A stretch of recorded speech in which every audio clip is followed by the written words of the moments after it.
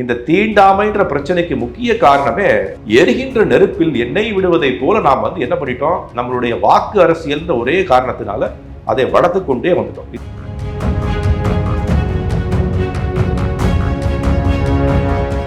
Reservation சொல்லக்கூடிய ஒரு விஷயம். ரிசர்வேஷன் தேவையா தேவையில்லையான்னு கேட்டீங்கன்னா 1947 தேவை, 2026 தேவையான தேவையில்லைன்னு நான் சொல்றேன். ரெண்டுக்கு வித்தியாசம் இருக்கு. நீங்க என்ன பண்றீங்கன்னா உங்களுடைய ஜாதின்ற பாகுபாடை விடக்கூடாதுன்னு சொல்லக்கூடிய ஒரு உற்சாகத்தை இந்த நபர்களுக்கு ஏற்றி விட்டீர்கள். நீங்க ஜாதின்னு இருந்தா தான் எனக்கு வந்து ரொம்ப ஒரு ஷார்ட்கட் கிடைக்குது. அப்புறம் ஜாதி எப்படி விடுவேன்? தகுந்த நபர்களுக்கு கிடைக்கும் போது அது உண்மை. தகுதி இல்லாத நபர்களுக்கு, அவன் அப்பாவே ஆல்ரெடி கலெக்டரா இருக்காரு, அவன் அப்பாவே ஆல்ரெடி டாக்டரா இருக்காரு, அவன் அப்பாவே வசதி படைத்த நபரா இருக்காரு, அவனோட பையனுக்கு ரிசர்வேஷன் கொடுத்து என்ன பிரயோஜனம்? ஏழைக்கு ரிசர்வேஷன், பணக்காரன் ரிசர்வேஷன் தேவையில்லை, அவன் எந்த ஜாதியா எடுத்துட்டு அப்படின்னு நீங்க கொண்டு வந்தீங்கன்னா காலப்போக்கில் இந்த தீண்டாமைன்றத ஒரு கொடிய தீ தானாக அணிந்து விடும்.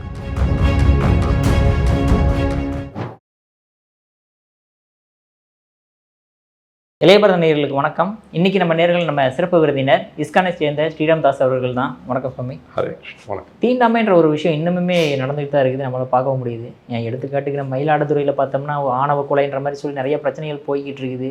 ஏன் இந்த ஜாதி இன்னைக்கு காதலிச்ச பண்ணிட்டு ஒரு கப்பல் சூசைடே பண்ணிக்கிட்டாங்க. ஸோ இந்த மாதிரி விஷயங்கள் நடக்கும்போது அந்த விஷயத்தில் தீண்டாமைன்ற ஒரு விஷயம் இன்னுமே நடந்துகிட்டே இருக்குது. இது எப்படி தான் ஒழிக்கிறது? இது தீண்டாமை எப்படி ஒழிப்பது? தீண்டாமை ஒன்றும் இருக்கா? தீண்டாமைன்ற விஷயம் வந்து வெறும் தியரிட்டிக்கலாக இருக்கா இல்லை ப்ராக்டிக்கலாகவே பார்க்க முடியுதா? இதுதான் உங்களுடைய கேள்வி. நான் புரிஞ்சுக்கிறது. இதுக்கு உதாரணம் சொன்னீங்க, மயிலாடுதுறை உதாரணம். நிறைய உதாரணம் நடந்து கொண்டு நிறைய இருக்கு. இப்போ நம்மளை படைத்த இறைவன் என்ன சொல்றாரு அப்படின்னா, நானே வந்து ஏற்றத்தாழ்வு பார்ப்பதில்லைன்னு சொல்றாரு. சமோகம் சர்வபூதேஷு ந துவேஷோ அஸ்தின பிரியா. நான் எந்த உயிர்வாழியையும் ஏற்றமாகவோ தரக்குறைவாகவோ பார்க்கவே கிடையாதுன்னு சொல்றார் அவர். எல்லா உயிர்வாழிகளையும், நீங்க கேட்கிற கேள்வி மனிதருக்கு மட்டும்தான். அவர் என்ன சொல்றாருன்னா எல்லா உயிர்வாழின்னு சொல்லிட்டார்.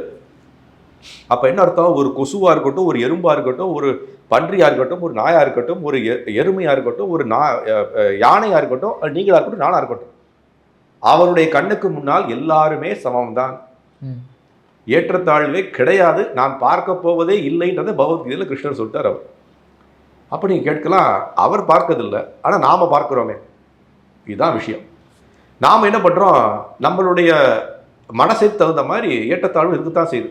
என்ன பண்ணுறோம், நமக்கு விருப்பப்பட்ட நபர்களை நம்மளோட ஏற்றமாக பார்க்குறோம், நமக்கு விருப்பப்படாத நபர்களை ஒரு தாழ்வாக பார்க்குறோம். அதுதான் வந்து திருப்பி மறுபடியும் சாஸ்திரத்தில் என்ன வருதுன்னா அகம் அமேதின்னு வருது. அகம் அமேதினா நானும் என்னை சுற்றி இருக்கக்கூடிய நபர்கள் தான் எனக்கு முக்கியம். அதுதான் வந்து பிற்காலத்தில் ஜாதின்ற வந்தது. ஜாதினா என்ன? ஒரு ஜாதின்ற முறைப்பாடு எப்படி வந்தது? ஒரு 10 பேர் சேர்ந்தாங்க, 15 பேர் சேர்ந்தாங்க, ஒரே ஒரு தொழிலை ஈடுபட்டு கொண்டிருந்தாங்க. அந்த தொழில்கள் எல்லாம் சேர்ந்து என்னாச்சு, அந்த ஊருக்கு வந்து ஒரு ஜாதின்னு வந்தது அந்த காலத்தில். அப்போ என்னாச்சு, பிற்காலத்தில் இந்த ஊர்ல இருந்து அந்த ஊருக்கு எல்லாம் இடம்பெயர்ந்து போகும்போது என்னாச்சு, ஜாதிகள் வேற மாதிரி தெரிஞ்சது, ஏற்றத்தாழ்வுகள் உள்ளது மாதிரி தெரிஞ்சது. இந்த இவன் உயர்ந்தவனோ அதை தாழ்ந்தவனோன்ற எண்ணம் அப்போதான் வர ஆரம்பிச்சது. இல்லைன்னா ஜாதிகள்ன்ற ஒரு முறைப்பாடு வந்து நம்மளுடைய பழங்காலத்தில் அந்த மாதிரி ஜாதிகள்ன்ற ஒரு ஏற்றத்தாழ்வு இல்லை. ஜாதியில் இருந்திருக்கலாம், இவன் உயர்ந்தவன் அவன் தாழ்ந்தவன் என்று சொல்லக்கூடிய மனோபாவம் யாருக்குமே கிடையாதுன்னா எல்லாருமே ஒருத்தரை சார்ந்து வாழ்ந்து கொண்டிருந்தாங்க. இன்றைக்கு என்ன ப்ராப்ளம் அப்படின்னா, யாருமே யாரையும் சார்ந்து வாழவில்லை.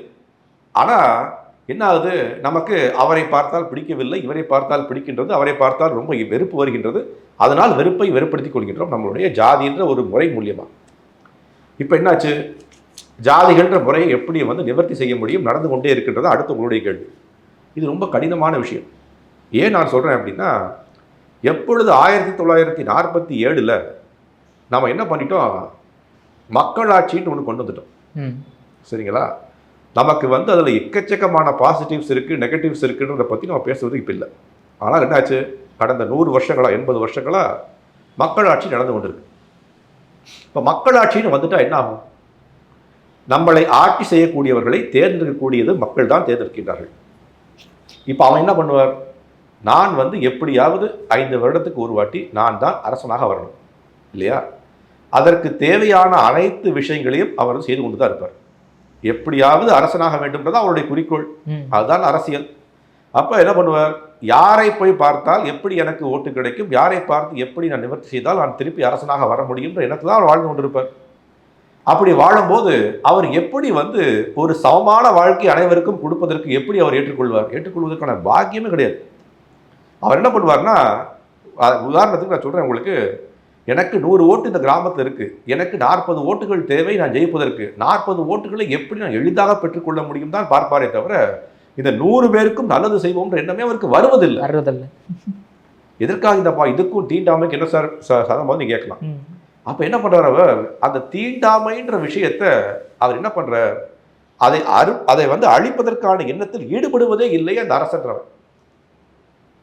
தீண்டாமை ஒழிந்து போனால் அவரால் வந்து 100 பேருக்கும் நல்லது செய்தாகும்.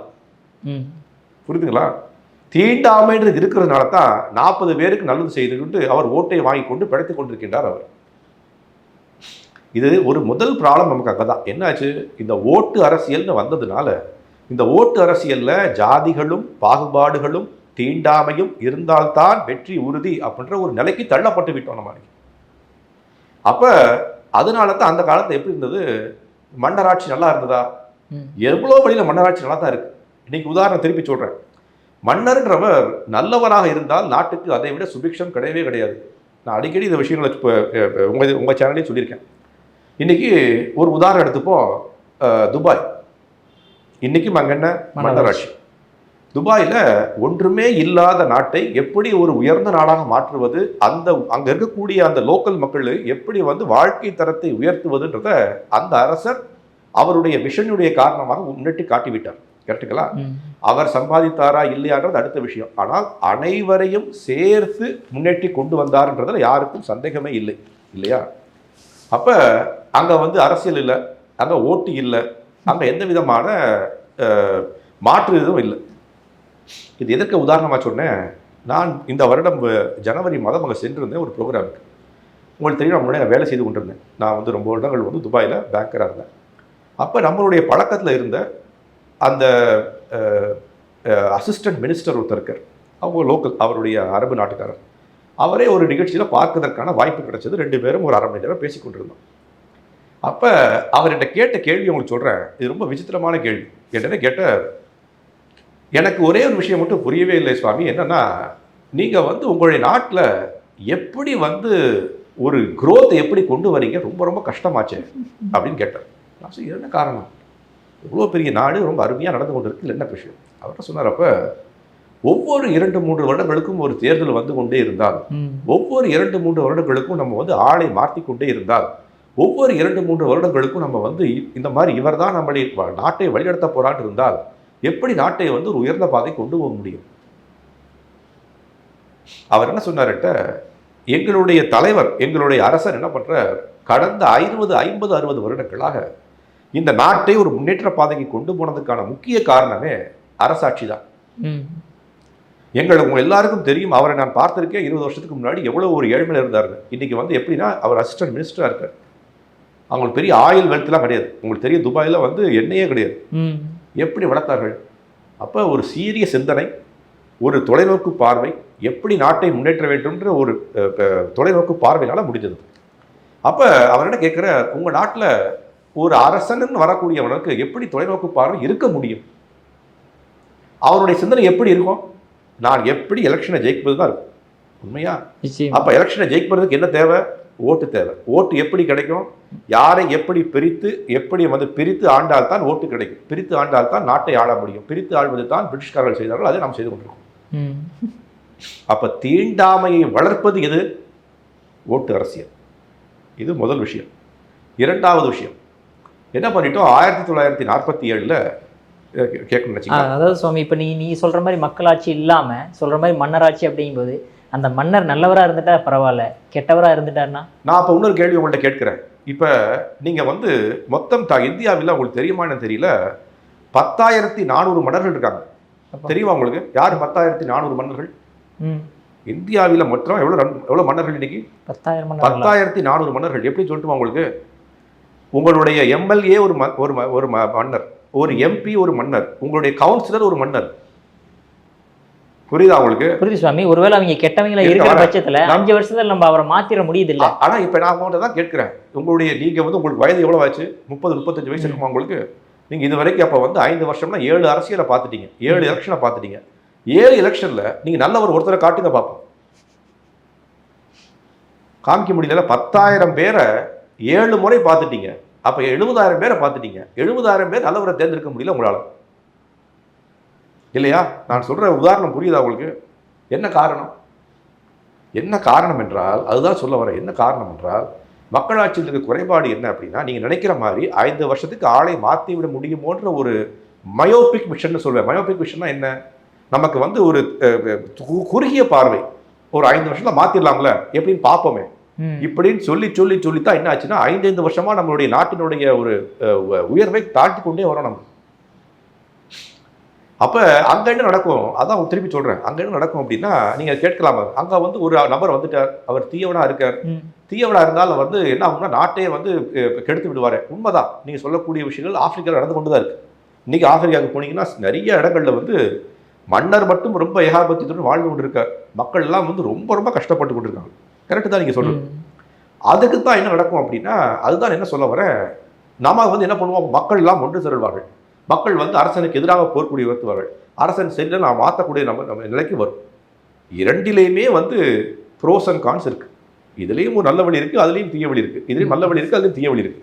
உங்களுக்கு என்ன ஆச்சு? 5 வருஷங்களுக்கு நல்ல வழி கிடைக்க மாட்டேங்கிறாங்க தான் என்னுடைய கூற்று. அங்கே வந்து என்ன ஆகும் அப்படின்னா, இன்னொரு விஷயம் சொல்கிறேன் கேளுங்க. இன்னொரு விஷயம் உங்களுக்கு தெரியுமான்னு தெரியல. 10,500 மன்னர்கள் இருக்காங்க இல்லையா?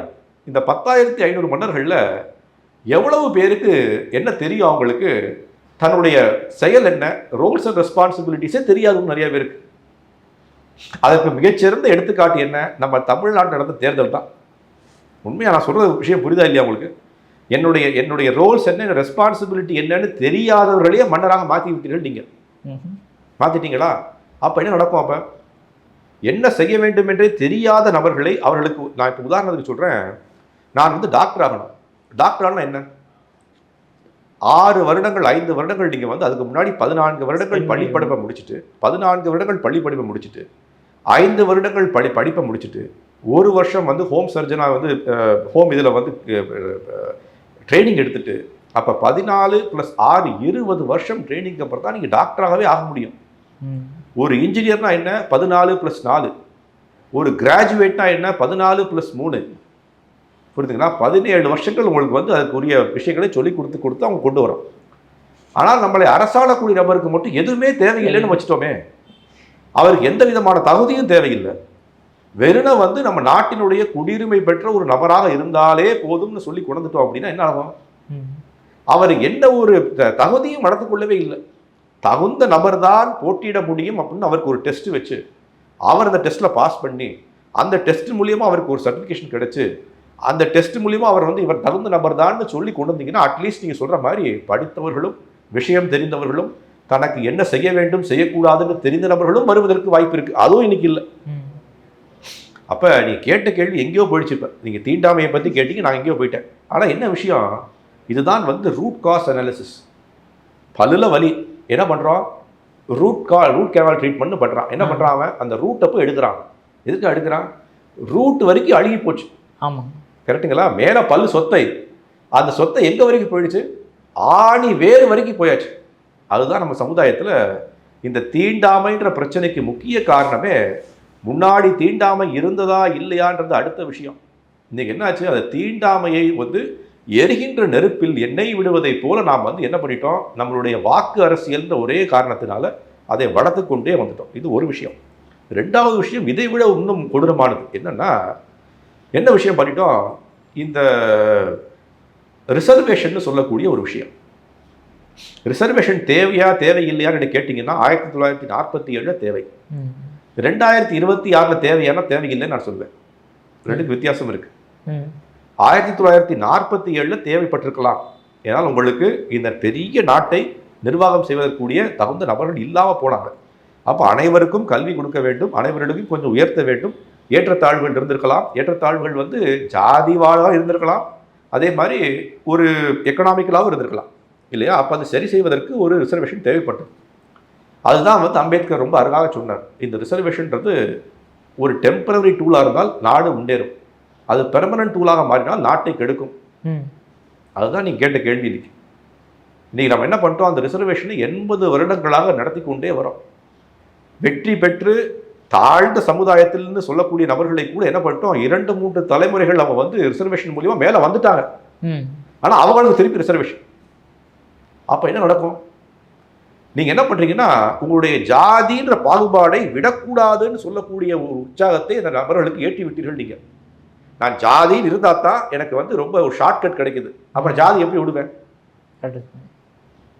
என்ன இந்த ஜாதின்னு சொல்லி நான் வந்து இந்த மாதிரி ஒரு குறிப்பிட்ட சமுதாயம்னு காட்டினால்தான் எனக்கு வந்து பாதை ரொம்ப எளிதாக இருக்கு. அப்ப நான் எப்படி விட்டு தருவேன்?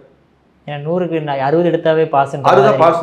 மற்றவங்க நான் உங்களுக்கு அடிக்கடி இந்த உதாரணம் சொல்லிக்கிறான்னு தெரியல, நான் பலரும் சொல்லியிருக்கேன். நான் வந்து மேலை நாடுகளில் வேலை செய்து விட்டு என்னுடைய குரு என்ன பண்ணார்னா, என்னை வந்து ஒரு விவசாயம் பண்ணுறதுக்கு முதல்ல அமைச்சார். எங்களுடைய ஃபார்ம் கம்யூனிட்டின்னு ஒன்று இருக்குது எங்கள் கல்வராயன் மலையில், இன்னைக்கு கூட இருக்குது. கல்வராயன் மலை இருக்கு இல்லையா, கல்வராயன் மலையில் கருமந்துறைன்னு ஒரு ஊரில் ஒரு சின்ன ஃபார்ம் மாதிரி இடத்துக்கு கொண்டு இருக்கும். அங்கே தான் முதல்ல அமைச்சார் என்னைய. நான் வந்து துபாயிலிருந்து வேலையை விட்டு நம்ம வந்து ஆன்மீக பாதையில் தேர்ந்தெடுத்துட்டோம்னு சொல்லி முதல்ல போனது அங்கே தான், கல்வராயன் மலைக்கு. அந்த கல்வராயன் மலையில் நான் 3 வருடங்கள் இருந்தேன். போய் மக்கள் நிறைய பேர் சந்தித்தோம். அந்த மலைவாழ் மக்களும் நிறைய தொடர்பு வச்சுருந்தோம். எங்களுடைய கோயிலுக்கு பக்கத்தில் ஒரு நிலம் இருந்தது. அந்த நிலத்தில் அந்த சொல்லக்கூடிய பேர் இல்லாமல் சொல்கிறேன், அவருடைய 2 மகன்கள் இருந்தாங்க. அவளை பல வருடங்கள் பார்த்து கொண்டு தான் வரேன். 1 வருடம் 2 வருடம் பார்த்து கொண்டு வரேன். முதல்ல மூத்த நபர் என்ன பண்ணார் அப்படின்னா, என்ன பண்ணுறார், 12th எக்ஸாம் பாஸ் பண்ணிவிட்டு காலேஜில் சேர்றார். நான் அவர்கிட்ட கேட்டேன், என்ன காலேஜில் சேர்ந்தீங்கன்னு கேட்டேன். அவர் சேர்ந்தது என்ன அப்படின்னா, இன்ஜினியரிங் காலேஜில் சேர்றார். எனக்கு ரொம்ப சந்தோஷம், இன்ஜினியரிங் காலேஜ் சேர்த்துட்டு நல்லபடியாக பண்ணுங்கன்னு வாழ்த்திட்டு வரேன். 1 வருடம் கழித்து நான் பார்க்குறேன், ஒரு நாள் காலையில் அவர் வந்து மாடு மேய்த்து கொண்டிருக்கார், உழவு ஓட்டி கொண்டிருக்கார். நான் கேட்டேன், என்னப்பா அப்படின்னு கேட்டேன். அவர் என்ன சொன்னார்னா, இல்லை எங்களால் முடியல, இன்ஜினியரிங் காலேஜ் படிக்க முடியல, குறிப்பாக இன்ஜினியரிங் மேத்ஸ்லாம் ரொம்ப கஷ்டமாக இருக்குது, இன்ஜினியரிங் சில சப்ஜெக்ட்ஸ்லாம் ரொம்ப கஷ்டமாக இருக்குது, என்னால் முடியல. நான் அதான் திரும்பி வந்துட்டேன். நான் அப்போ சொன்னேன், என்னப்பா ரொம்ப இவ்வளவு நல்ல ஒரு சீட்டு கிடச்சிருக்கு, இப்படி சீட்டு கிடைக்காம எவ்வளோ பேர் கஷ்டப்படுறாங்க, ஒரு நல்ல ஒரு சீட்டு கிடச்சிருக்கு, நீங்கள் திரும்பி வந்துட்டீங்களே அப்படின்னு நான் கொஞ்சம் மனதை வேதனைப்பட்டேன். அந்த பையன்லாம் முடியல சாமின்னு சொல்லிட்டு போயிட்டான். 2 வருடங்கள் கழித்து திருப்பி நான் இங்கே வந்து திருப்பி நான் போகும்போது 2வது மகனை பார்த்தேன். அவனும் வந்து காலேஜ் போயிருந்தார். அவர் எந்த காலேஜ் போயிருந்தார் அப்படின்னா, மெடிக்கல் காலேஜ் போயிருந்தார். ரொம்ப சந்தோஷம் எனக்கும், இந்த சமுதாயத்தில் நல்ல மெடிக்கல் காலேஜ் போடாமல் ரொம்ப சந்தோஷம் அப்படின்னு நினச்சேன். அவனும் 2 வருடங்கள் கழித்து மறுபடியும் திரும்பி வந்துட்டான். நான் அவன்கிட்ட கேட்டேன், என்னப்பா காரணம்னு கேட்டேன். அவன் சொன்னான், எனக்கு வந்து உங்களுக்கு தெரியுமான்னு தெரியல, இன்ஜினியரிங்கில் வந்து அரியர்ஸ் வைக்க முடியும். நீங்கள் இன்ஜினியரிங் காலேஜில் படிச்சிங்கன்னா ஒரு எக்ஸாம் பாஸ் பண்ணலன்னா அடுத்த வருஷம் சேர்த்து அதை எழுதி பாஸ் பண்ணிக்கலாம். மெடிக்கல் காலேஜில் அரியர்ஸ் வைக்க முடியாது. ஆமாம், நீங்கள் என்ன பண்ணணும், இந்த வருஷத்துக்குரிய பேப்பர்ஸை நீங்கள் முடிக்கலைன்னா திருப்பி நீங்கள் அதே வருஷத்தில் உட்காந்து அதை முடிச்சுட்டு அடுத்த வருஷத்துக்கு போக முடியும்.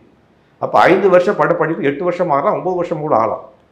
அப்போ அவனால் வந்து முதல் வருஷத்துக்குரிய பாடங்களை முடிக்க முடியவில்லை. 2வது வருஷத்துல பாடங்கள் அதிகமாகிடுச்சு, அவனால் படிக்க முடியாதுன்னு சொல்லிட்டு அவனும் திரும்பி வந்துட்டான்.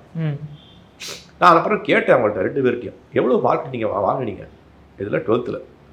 அந்த மெடிக்கல் காலேஜுக்கு போன பையன் வந்து வாங்கின மார்க் 72, 100க்கு. நான் சொல்கிறது 1200க்கு.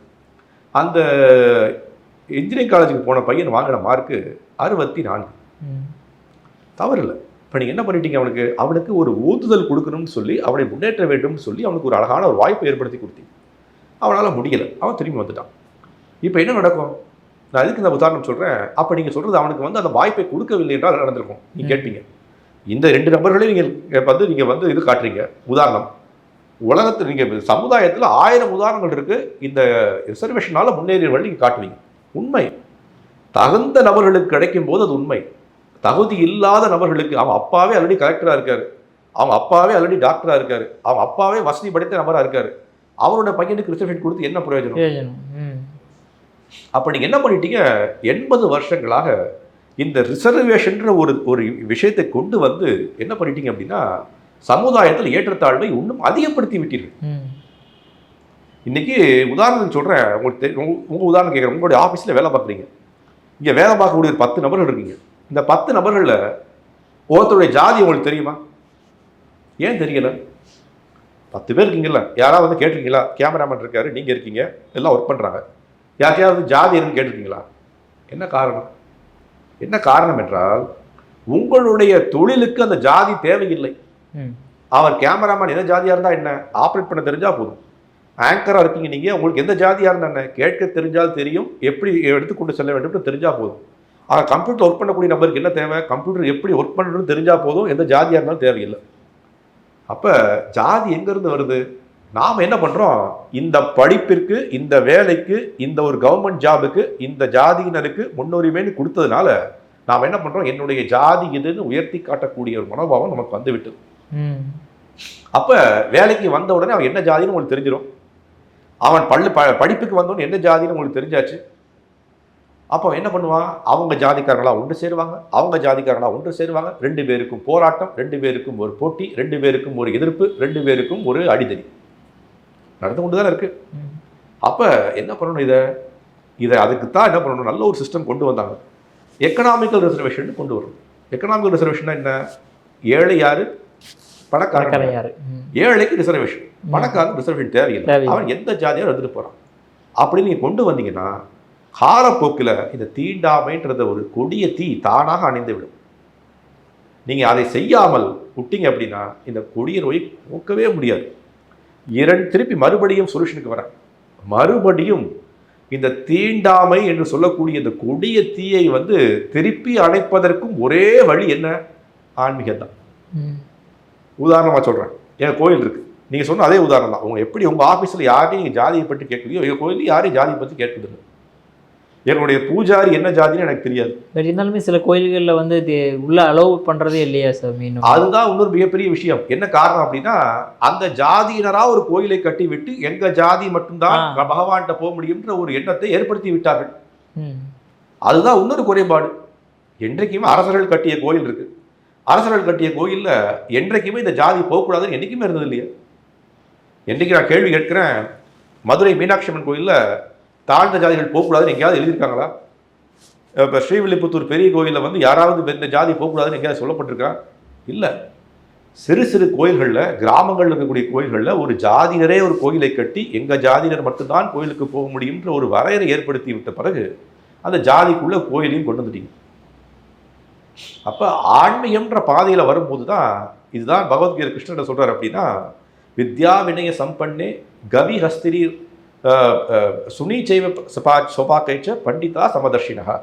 கடைசி வரி என்ன, பண்டிதா சமதர்ஷினகா. பண்டிதா சமதர்ஷி, ஒரு பண்டிதன்றவன் யாரு, எல்லாரையும் சமதர்ஷினகா, சமமாக பார்ப்பவன் தான் பண்டிதன். நான் பெரிய ஒரு பிஹெச்டி, நான் வந்து ஜாதியை பார்க்க ஆரம்பிச்சேன், பிஹெச்டி இல்லை. அப்போ உங்கள் கேள்விக்கு என்ன அப்படின்னா, தீண்டாமை ரொம்ப அதிகமாக இருக்குது, இன்னும் அதிகரித்து தான் போக போகுது. ஏன் இப்படி சொல்கிறீங்கன்னு கேட்கலாம். ஏன் என்ன காரணம், ஓட்டு அரசியல் அதிகமாகி கொண்டிருக்கு, போட்டிகள் அதிகமாகி கொண்டிருக்கு, ரிசர்வேஷன் அதிகமாகி கொண்டிருக்கு. ஒவ்வொரு தேர்தலிலும் ரிசர்வேஷன் அதிகப்படுத்தி கொண்டே இருக்காங்க. எங்களுக்கு அதிக சமுதாயம் நாங்கள் தான் இருக்கோம், எங்களுக்கு ரிசர்வேஷன் வேணும், இப்பயும் சண்டை போட்டு தான் இருக்கு. இன்னைக்கு என்ன பண்ணுறீங்க, ஜாதி முறையாக நீங்கள் வந்து சென்சஸ் எடுக்க சொல்லி அப்போ என்ன பண்ண போறீங்க. 1947 அந்த தீ வந்து ஒரு 10% பரவி இருந்தது, இப்போ 90% பரவி கோயில் விட்டு எரியுது. அதற்கெல்லாம் நேர்மாறாக பண்ண வேண்டிய விஷயங்களை என்ன பண்ணுறோம் இன்னைக்கு, அந்த ஓட்டு அரசியல்ன்ற காரணத்துக்காக ஜாதி என்னன்னு ஒரு கணக்கெடுப்பு, அந்த கணக்கில் என்ன கண்டுபிடிக்க போறீங்க, எவ்வளவு ஜாதி எவ்வளவு கண்டுபிடிக்க, எதுக்காக, அவனுக்கு வந்து ரிசர்வேஷன் கொடுக்கறதுக்காக. அப்போ இந்த தீண்டாமைன்றதை ஒழிப்பதற்கு ஒரே வழி ரிசர்வேஷனை அகற்ற வேண்டும். மக்களாட்சி அகற்ற முடியுமா எனக்கு தெரியல, அகற்றினாலும் இந்த ப்ராப்ளம் சால்வ் ஆகுமான்றது தெரியல. ஆனால் மக்களாட்சியவே கொஞ்சம் சீர்திருத்தம் செய்தோம் என்றால் அதில் வந்து இந்த ஓட்டு அரசியலுக்காக ஜாதிகளை பிரித்து ஆளக்கூடிய ஒரு மனோபாவத்தை குறைக்க முடியும். அதற்கு மேற்கொள்ள சொல்யூஷன்ஸ் இருக்குது, இன்னொரு நாள் பேசும். அற்புதமாக விளக்கம் கொடுத்தீங்க சார். உங்கள் பொன்னான திளைய பேலம் மிக்க நன்றி சார். ஹரே கிருஷ்ணா.